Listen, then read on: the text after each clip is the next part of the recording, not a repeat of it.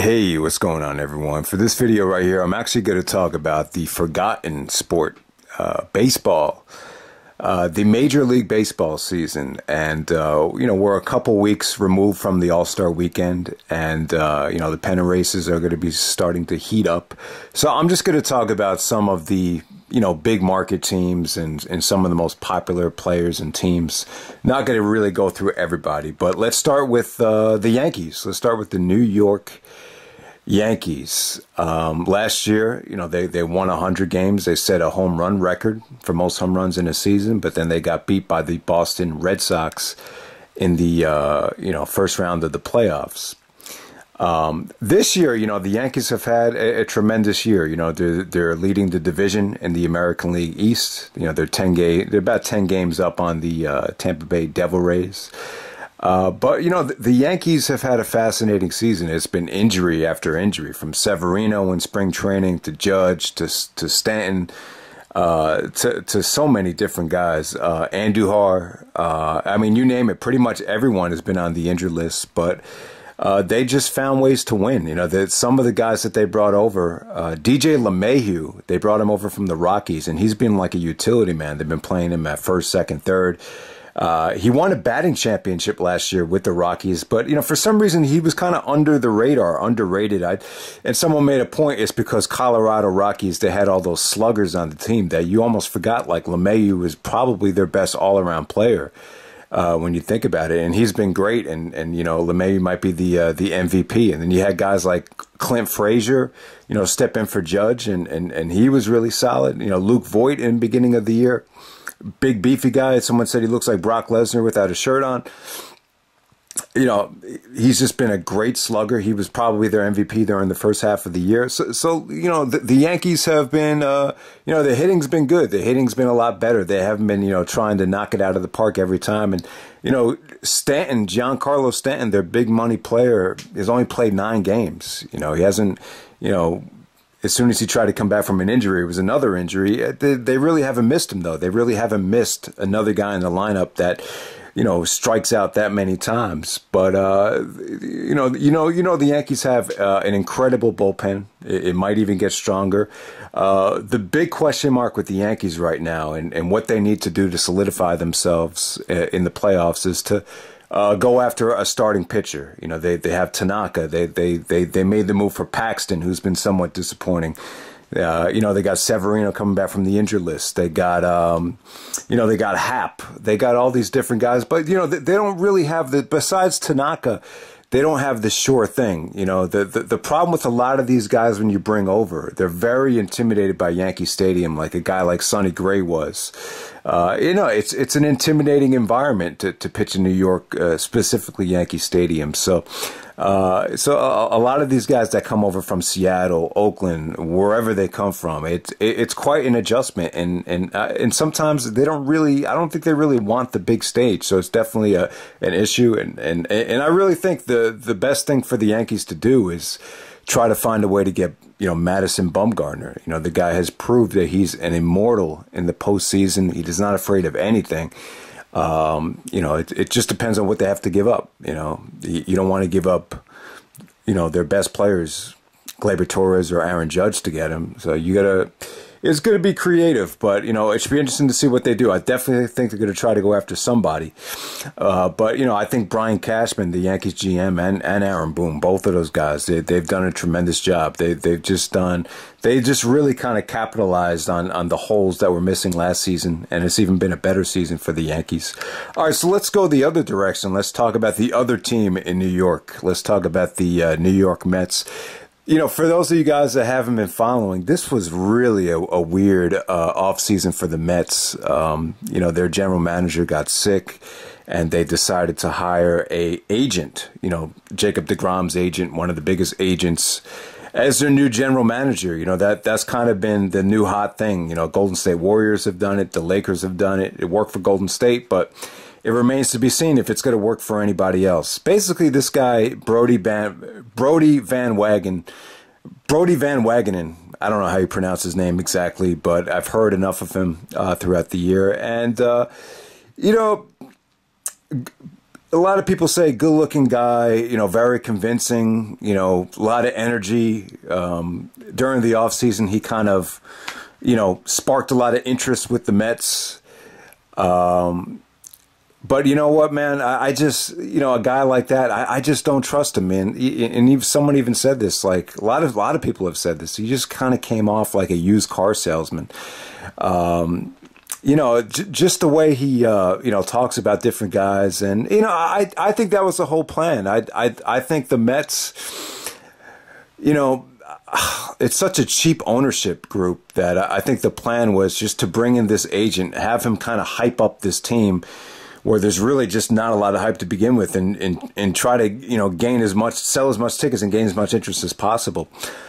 His moves were aggressive. And at the time, the moves were, I don't think they were awful, but, he took a huge risk.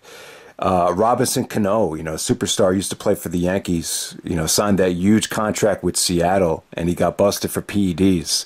So that was a huge contract. So they took on that contract. The reason they took it on is because it would enable them to get Edwin Diaz from the Mariners, one of the best closers in the game. So you got DeGrom, you got all these great pitchers, and then you have the great closers. So it definitely does make sense. But it just hasn't panned out. The Cano has definitely had his worst season.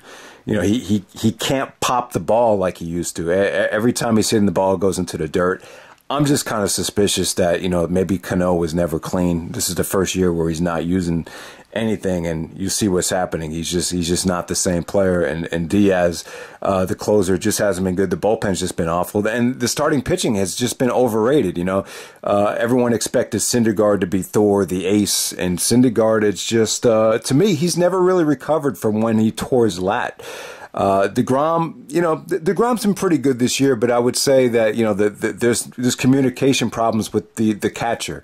The catcher that they brought in, DeGrom wants his own catcher, so that's definitely going to be a problem.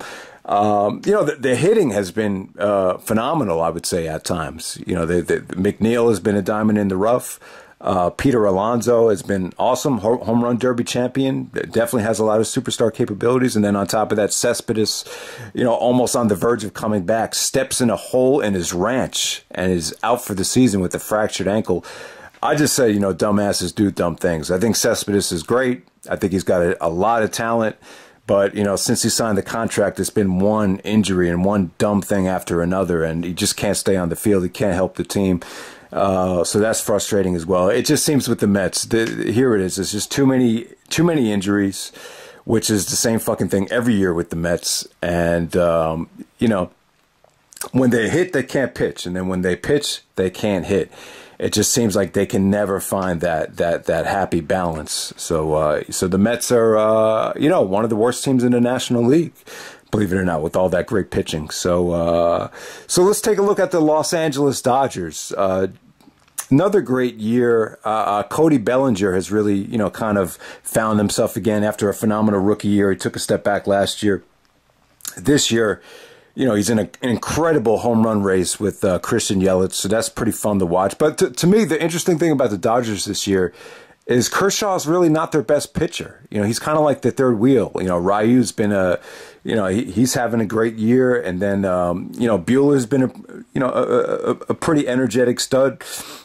Kind of having that second spot, and then Kershaw's kind of like the third wheel. And I think when they get to the playoffs, that's probably a better recipe for success rather than every single year. It's kind of like life or death with Kershaw. And Kershaw's not the same pitcher. The human body is just not meant to pitch, for that long. So you see a lot of deterioration from Kershaw. But the Dodgers. Since 2013, we've been waiting for them to win it all, and maybe this is finally the year. Other thing I want to talk about is the superstars. You got Mike Trout in Anaheim or Los Angeles, Bryce Harper and Manny Machado. These were huge contracts that were signed in the offseason. So let me start with Bryce Harper. He signed $330 million with the Philadelphia Phillies for 13 years. He wanted those years. He wanted that security. And, a lot of people think Bryce is overrated. I mean, look, the Phillies really aren't doing much better than the Nationals. The Nationals have really come on strong. They don't really miss Bryce Harper. They're a little bit more well-rounded now. Bryce has definitely been getting booed. He strikes out a lot, but I don't know. We'll see what happens. Usually he turns it on in the second half of the season, but as of right now, I mean, it's kind of a shame, man. You know, he signs the biggest deal in baseball history at that time, and then you know, he doesn't even make the All-Star team. And the same thing with Machado too. I mean, Machado goes to the San Diego Padres of all teams willing to spend the money. They got a nice like young core. They got a lot of nice young exciting players, but still, like Machado to that team, it really hasn't, you know, made them a playoff team. There's still a team that's kind of, you know, hovering above or under whatever day of the week around 500. They're not a spectacular team. Baseball is kind of different. Like one player doesn't make the difference. But, you know, the Machado and Harper signings, you know, so far they're really not paying dividends to the teams that they sign with. And let me talk about Mike Trout. You know, Mike Trout, definitely the biggest star in the game. Well, I wouldn't say the biggest star, but he's the best player in baseball right now. Some have even said that he's better than Mickey Mantle, maybe the best player to ever play the game. And, you know, he might be. Every time I see this guy up at bat, he doesn't strike out. You can't pitch to him. You know, a lot of times you just have to walk him. There's no way around it. If you let anything hang around him, he can knock it out of the park. He's a great hitter. He's great in the field. To me, the guy's like the perfect baseball player. I see no flaws in his game. I think he's amazing. But the problem is he's just on a team where, you know, Anaheim, you know, they're called the Los Angeles Angels, but they're basically playing Anaheim. I actually went out there to a game a couple years ago. Really, really nice park. Nice laid-back atmosphere. Not a big market at all. Very, very laid-back, that atmosphere. So I enjoy it. But at the same time, it's like he's not playing like in major. I think the problem with Trout is he's not in the playoffs. I think for Major League Baseball to market him the way they want to market him, he's got to get to the playoffs, and that's been the biggest problem. He just hasn't been there in a while, and hasn't played in a lot of meaningful games. So if you're really that good, you know, it's tough. You know, with the Angels, they just have a lot of guys making a lot of money. The Pujols contract kind of set them back. They haven't had the luxury to spend a lot of money on pitching, but they're a fun team there. You got Trout and Ohtani.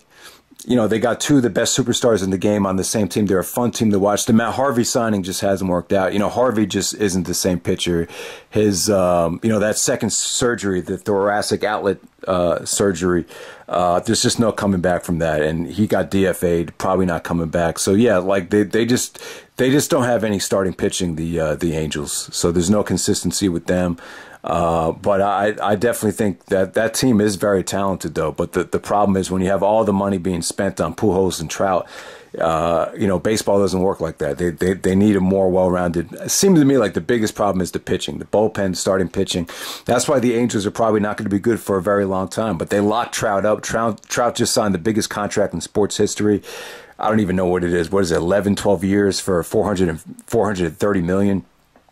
Something like that. But I think Trout is amazing. The problem is, you know, doesn't have, you know, he just wants to play baseball. He doesn't have like the energetic, you know, in your face personality, which is fine. But to me, if you're not going to have that type of personality, it's very, very difficult to market that star unless he's going to, you know, be in the playoffs, be in the World Series. And I just don't see it happening anytime soon. So, well, you know, we'll see what happens, guys. I think the Yankees and the Astros probably going to meet in the American League divisional series. The Astros are going to be good once again with Verlander, and, you know, that young core is going to get healthy. I'm sure they're going to be a tough out for the Yankees. That's why the Yankees got to get another pitcher to match up with Verlander and Cole. The National League, I'm just going to say it's going to come down to the Dodgers and the Cubs. I really do.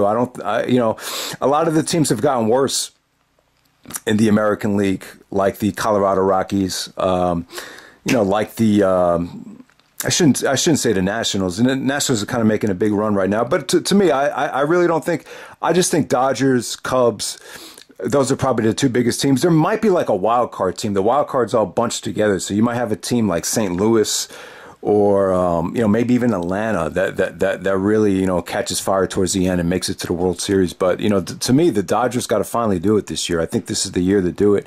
You know, Kershaw being the third wheel, I think they're more conducive to win that way.